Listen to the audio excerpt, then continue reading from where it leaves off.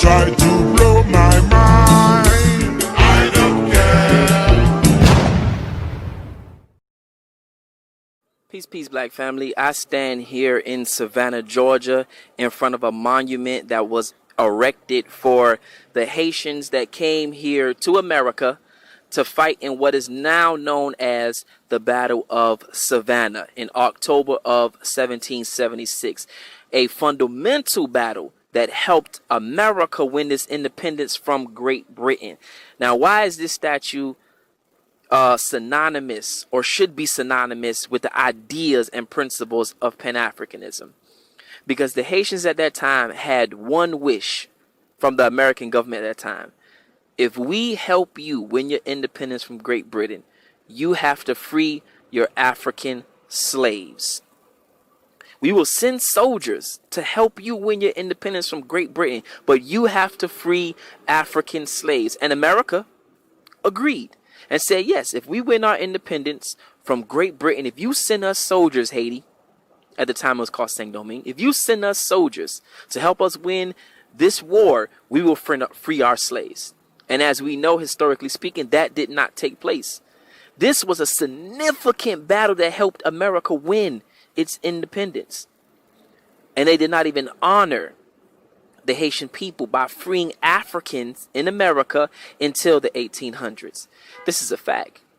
Haiti is very important to the Pan-African movement. Haiti is very important to the ideas and principles of what we call Pan-Africanism. Because Haiti not only came here to America to help African Americans win their independence, right? They also went to South America, in Venezuela, in Ecuador, and Colombia, and helped free up those places from slavery. This is a fact. Seaman Boulevard. We all know this. Seaman Boulevard. Who did he go to? He went to Alexander Puchon.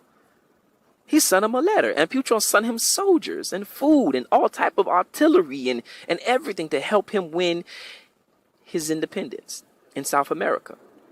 And oftentimes, when they would win independence in certain countries, they wouldn't even free the African slaves themselves, but they wanted independence from Spain, right? The matter of fact, the Colombian flag, the Venezuelan flag, is modeled after the Haitian flag. If you look at the way that the flags are, which I've discussed this several times before, if you look at the way the flags are, right, they have the sequence of blue and red, right? Why is the blue and red there? You have to study vexillology to understand that. They just took on, matter of fact, those flags were created in Haiti. In Haiti. Because Alexander Puchon gave Seaman Boulevard shelter. And when they came back, they created that flag in Haiti. This is a fact. Haiti not only went around to South America, not only came to North America, it also went to the continent to help Africans win their freedom for colonialism. We have to understand how influential the Haitian Revolution is, and also how influential Haitian history is to African history in freeing African people in their struggle and their battle with the oppressed. We know Haitians were here in this land for several years. Chicago was founded by a Haitian. The city of Chicago was founded by a Haitian. Haitians were here fighting, helping African Americans. And this is why it pains me to see our country, because it's not just my country, it's our country, in the type of shambles that it is in today. Because the country that gave so much to other African people is receiving so little from the African world. So little from the African world.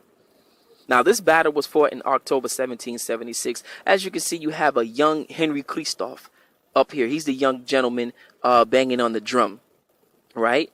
And what's so interesting about that story, I'm just going to give you a quick historical lesson. If you know anything about Haiti, Haiti was separated between the North and the South, with Alexander Puchon running one side and Henry Christophe running another side. And a letter that Alexander Puchon wrote to Henry Christophe later on in the later years as they warred for territory, he wrote a letter and said, If you would have died in the Battle of Savannah, you wouldn't be a thorn in my foot. And Henry Christar wrote a letter back to him and said, if your mother would have kept Frenchmen out of her bed, then you wouldn't be a thorn in my foot. This is just a little history of how the islands were split in half, right? And I'm also going to touch on this for a second. Because a lot of people have this whole Taino thing, this whole, we're not African thing going on right now in our community. And I want to elaborate on that for a second. If you look at some of the structures in Haiti, like the Citadel, that is obviously an African structure, 100%. You cannot deny that. Those structures in Haiti, the Citadel, right? The fort that was built, the largest fort in on this side of the Western Hemisphere, was not created until Africans made it to that island and received their freedom. We are not, and you can find that fort, because remember, we are the Moors. We are the Moors. We are the Ashanti. We are the West African people. We carry the DNA of these people in us, right? So when slavery took place and we were brought to Haiti, the architecture that we designed didn't go away. It did not go away. So that same citadel, that citadel castle that you can find in Haiti, in northern Haiti, you can find remnants of that in Spain because of the Moors. We're not Taino. Tainos haven't built anything of sort like that. That is African design, African architecture. And there's many ways that I can destroy this whole theory about us being Aboriginal and Taino, but that's just one of the ways. If you look at the structures and how we built the castles in Spain, in Haiti, in South America, it's all the same. It's all the same. Even in Africa, if you go back to Africa, Ethiopia, the same castles, the same walls, the same structures. So today I'm here to pay homage to my ancestors, my Haitian African soldiers who came here to represent what we call now Pan-Africanism, to fight for their brothers and sisters. And I will continue that fight. And I implore anyone else to continue that fight. Because the more you study your history, the more you know we're connected in so many ways. We're connected in so many ways, and it was people like Jean-Pierre Boyer who opened up the doors, who said African Americans, slavery is over, come to Haiti. Come to Haiti. And the floodgates were being flooded with African Americans from Baltimore, from DC, from New York. They were leaving America, going to Haiti. So if you don't think we're connected, you don't know your history. And Jean-Pierre Boyer was not the only one that did that. Dessalines said, if any African makes it here to this land, you will be free. This was the time during slavery. He said, any African that wants to be free, make it here and we will protect your freedom. This was Dessalines. He put that in the Constitution. In the first Constitution. Any African who wants to be free, come here and we will protect your freedom. By any means. Whether it be through war, through economics, whatever, we will protect you. Haiti's flag says, Union fait la force, which means together we are a strength. The first flag, the first official flag was red and black. Black for the people, red for the blood of the people. And this is where you get the whole Pan-African flag from, because Garvey was a studier. Marcus Garvey was a student and a studier of the Haitian Revolution and of the Haitian people. This is a fact.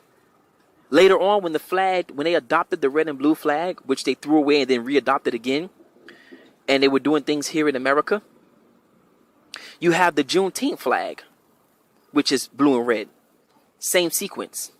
Same sequence as the Haitian flag. You know why? Because they knew their history. They knew how they were connected. So they just adopted the Haitian flag and called it the Juneteenth flag when they received their freedom. When Texas was the last place to receive their freedom, because other places throughout the United States were already free. Texas was just the last place to find out that they were free. And that's no slight to them. That's no slight to them. That's just how wicked the beast is. You know, instead of freeing his slaves because the laws were put in action, the beast wanted to keep them around, keep them enslaved for another 2 years, not telling them that they were free. The same way they told Haiti, listen, if you come help us fight to win our independence from Britain, we will free your African brothers and sisters. We came, we fought, and they still enslaved them. The same way in South America, when we went to South America and we said, if we help you free the Africans, we came, we fought, and they still enslaved them. In Brazil didn't end slavery until like almost the 1900s. This is what we're dealing with. So I come here to pay homage to my ancestors that came here to fight for our African American brothers and sisters. I respect this. This is something that needs to be taught when we're talking about Pan-Africanism. Not just the regular stuff. Let's go deep. Let's go deeper to Pan-Africanism. So until next time, family. And if you're ever in Savannah, Georgia, man, stop by Franklin Square. Stop by. Come check it out. Pay respect. Pay homage to it. You know, take pictures in front of it. Until next time, family, think black, stay black, love black, support black, and that's real black power.